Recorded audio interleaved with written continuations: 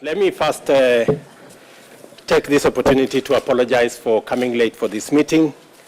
I had made all the arrangements to be here in time, but we got into a situation in Amsterdam. Our plane went off the runway, and it took a whole hour to get it out of that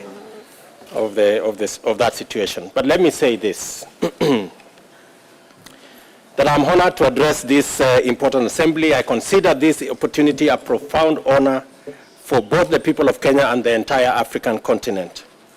Why trade matters to everyone is a most appropriate theme because it introduces the people and their interests right into the heart of the global discourse on trade. It means that the World Trade Organization can no longer be seen as just a forum for arbitration of competitors' interests. It is a proper place for global leadership to consider the legitimate aspirations of all people, regardless of their origin. Ladies and gentlemen, this theme therefore suggests that the world has drawn important lessons from recent history and the need to incorporate the human element into this discussion. Trade is as old as human society. Indeed, trade both defines and is defined by human activity. It is a great opportunity to bring together parties who have, yet at the same time, are in need. The mutuality of these conditions enable these parties to manage their needs and surpluses in a way that encourages production. Exchange is vital. Exchanging what we have for what we need is the essence of trade.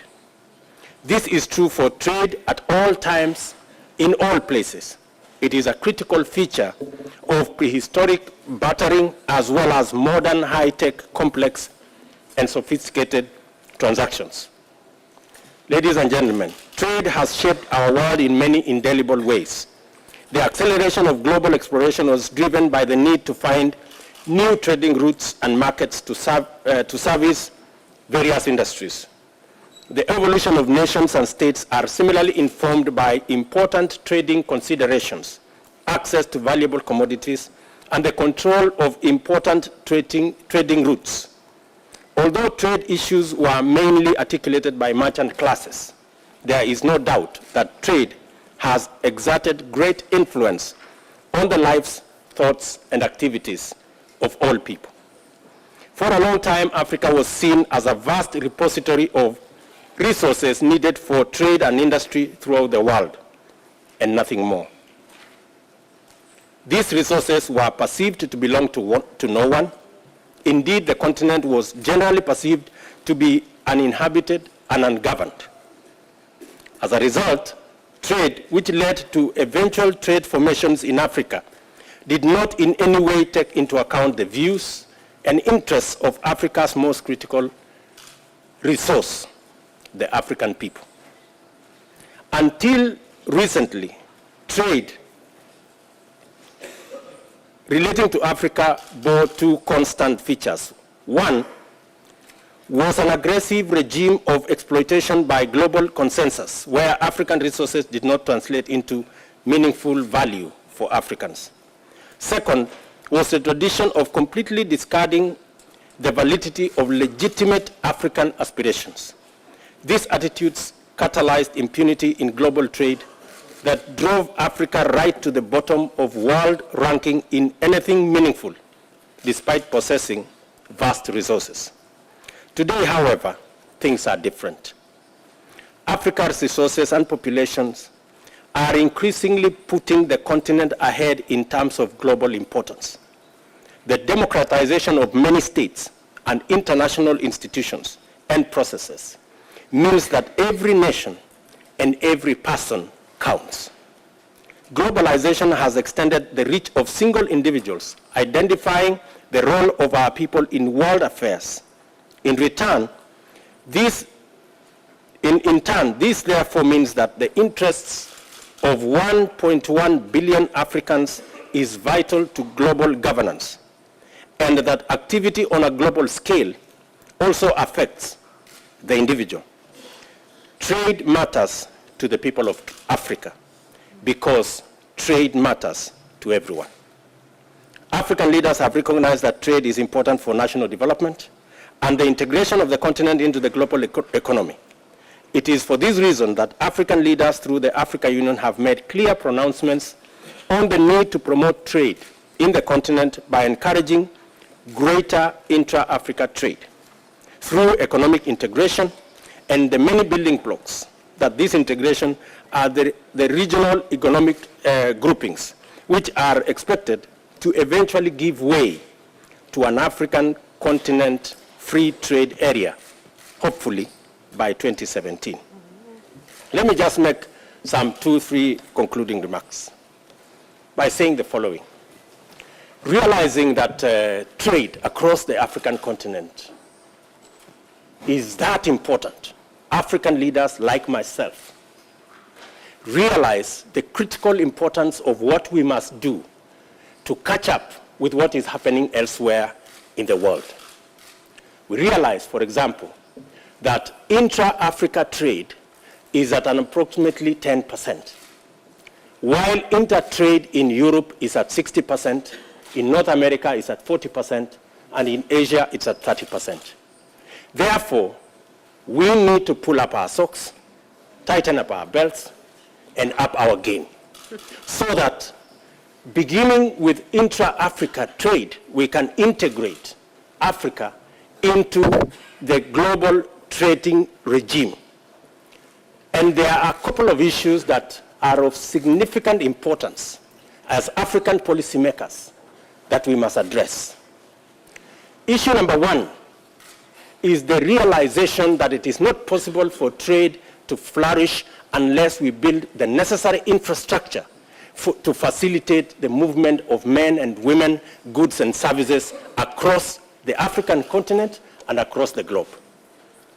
For example, in the East African trading bloc, the reasoning behind the trading blocs is because it is becoming increasingly necessary that we eliminate the borders, the barriers, and create bridges out of the barriers at our boundaries, and to turn our customs officers and people from being obstacles to erecting stepping stones for citizens, goods, and services to move across borders of countries. Issue number two, as I said, is infrastructure. Kenya, Ethiopia, South Sudan, and Uganda are working on a joint transit corridor that will carry a pipeline, a road, and an ICT highway to facilitate again trade across those countries.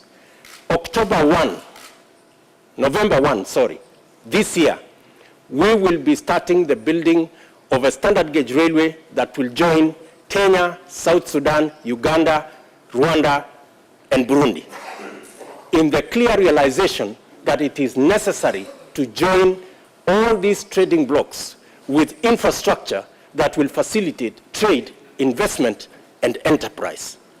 Let me also say that security is a major concern to matters trade. And with all our challenges in our region, there is greater realization in the continent that we must apply resources available in our continent, both human and material, in securing our continent. That is why it has now been agreed for an African standby force that will ensure and secure the security of our country. We have already committed resources, human and material as Kenya, to East Africa Standby Force to ensure that the East African trading bloc is safe and secure. Let me also say that the interests going forward of the region is informed by the clear desire by the citizens of our continent to hold to account leaders in matters relating to trade, investment, and enterprise relating to issues that concern the resources of the African continent. Now there is a greater demand, and as an African policy maker, I am happy to note that there is consistent pressure from our people that leaders must be held to account on the manner in which resources within our continent are used. And progressively, it is not about win-lose. It's about win-win. Those who are trading and investing in the African continent, and for the record, let me say here that this is the continent that has the highest growth of the economy in the world at 5%. This is the continent that has 7 of the 10 fastest growing economies in the world.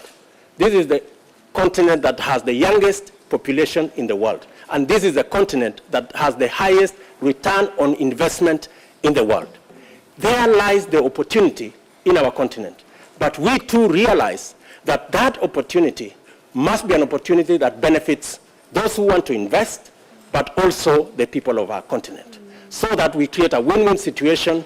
Those who want to trade, do enterprise, and invest in our continent get a good return for their investment, but the people of Africa and our region get jobs and get value for the resources that are exploited.